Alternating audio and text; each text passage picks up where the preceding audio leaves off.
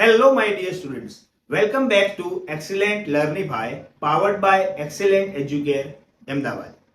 Start करते हैं वहीं से जहां से ड्रॉप आउट किया था. जब सेंटेंस में अफर्मेटिव सेंटेंस में बोथ फॉलोड बाय एंड आए और उन सेंटेंस के अंदर मल्टीपल सब्जेक्ट दिए गए हो तो बोथ फॉलोड बाय एंड को नॉट ओनली बट ऑल्सो में ट्रांसफॉर्म किया जाता है. लेकिन मल्टीपल सब्जेक्ट होने की वजह से कौन सा वर्ब आएगा, किस सब्जेक्ट के अकॉर्डिंगली वर्ब आएगा, आइए जानते हैं. सबसे पहला रूल है, if multiple subjects are given in the sentence and both are singular then your verb is singular. मतलब जब दोनों सब्जेक्ट सिंगुलर हो तो आपकी वर्ब सिंगुलर होती है. And if both are plural then your verb is plural. और अगर दोनों सब्जेक्ट प्लूरल होते हैं तो आपकी वर्ब भी प्लूरल होती है.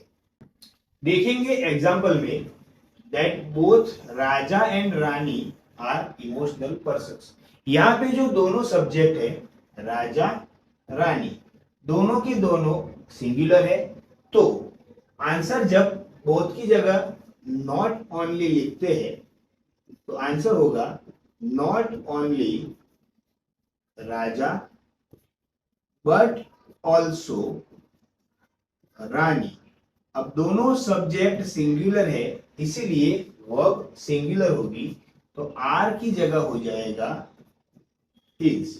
इज आया तो इमोशनल पर्सन्स की जगह होगा एन इमोशनल पर्सन. क्यों ऐसा हुआ?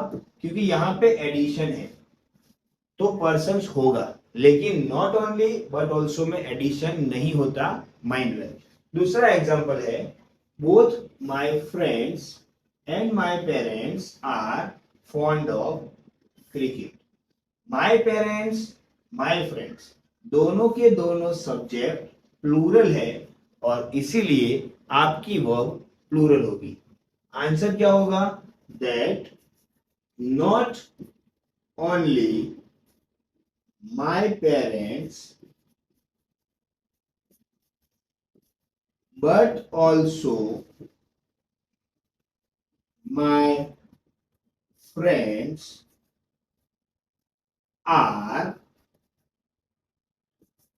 Fond of cricket. ऊपर के जो दोनों एग्जाम्पल है वो रूल नंबर F1 के हिसाब से दिए गए हैं. आगे बढ़ते हैं अगले रूल की तरफ जिसके अंदर लिखा है कि जब आपको मल्टीपल सब्जेक्ट दिए गए हो और उनमें से एक सब्जेक्ट सिंगुलर हो और दूसरा सब्जेक्ट प्लूरल हो तो आपको चेक कर लेना है कि वर्ब के सबसे नियरेस्ट सब्जेक्ट कौन सा है और उसी के अकॉर्डिंगली आपको अपना वर्ब सेट करना है. एग्जाम्पल से ज्यादा समझते हैं. That my wife and my friends have decided for night outing.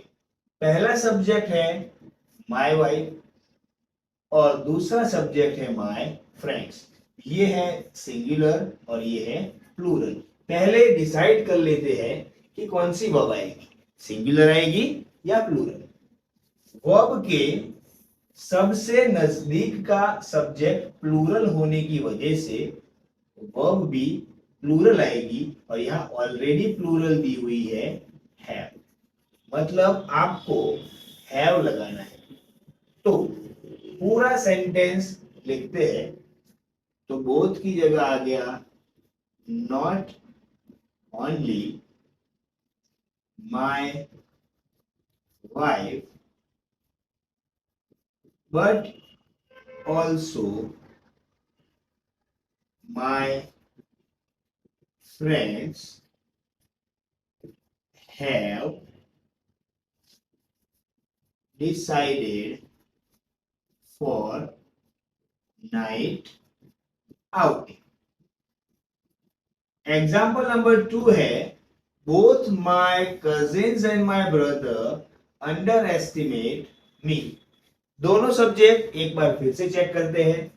my cousins plural है और my brother सिंगुलर है. वर्ब से सबसे नजदीक का सब्जेक्ट चेक करना है तो वो है सिंगुलर. तो आपकी वर्ब होनी चाहिए सिंगुलर. अब हमेशा याद रखिए कि जब भी सेंटेंस में V1 आता है तो V1 हमेशा प्लूरल होता है और उस प्लूरल वर्ब को सिंगुलर में कन्वर्ट करना है तो आपको V1 के पीछे S और ES लगाना होगा. तो आपका आंसर क्या होगा? तो आंसर कुछ ऐसा होगा that not only my cousins but also my brother. क्या लगाना है? Singular verb. मीन्स आएगा अंडर एस्टिमेट्स. लास्ट में आ गया मी. तो ये दो जो एग्जाम्पल है वो रूल एक्ट 2 के मुताबिक लिए गए हैं. इसके अंदर एक सब्जेक्ट सिंगुलर है तो दूसरा सब्जेक्ट प्लूरल है. और क्या चेक करना है? वर्ब से सबसे नजदीक का सब्जेक्ट और उसी के मुताबिक आपकी वर्ब सेट होगी. ठीक है. एक और एग्जांपल भी यहां दिया है जैसे कि I visited both Agra and Delhi yesterday, जिसके अंदर मल्टीपल सब्जेक्ट नहीं बट मल्टीपल ऑब्जेक्ट है. जब ऐसा सेंटेंस एग्जाम में आता है वो काफी इजी होता है बच्चों. आंसर सिंपली आपको क्या लिखना है? बोथ की जगह नॉट ओनली एंड की जगह बट ऑल्सो. तो आपका पूरा आंसर क्या होगा?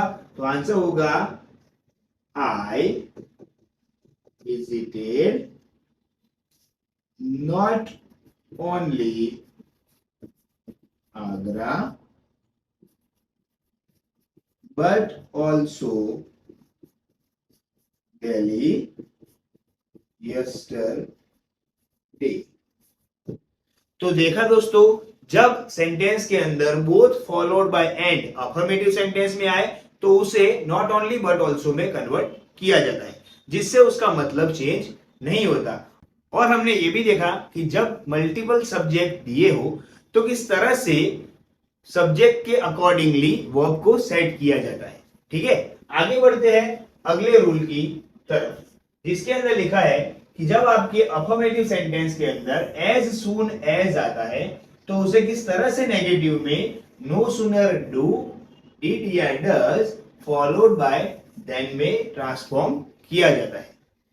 तो दोस्तों समझेंगे कि एज सुन एज के सेंटेंस को किस तरह से नो सूनर में कन्वर्ट करना है. लेकिन जानना जरूरी है कि कैसे नो सूनर वाला सेंटेंस के साथ वर्ब डू डिड या फिर डज लेनी है.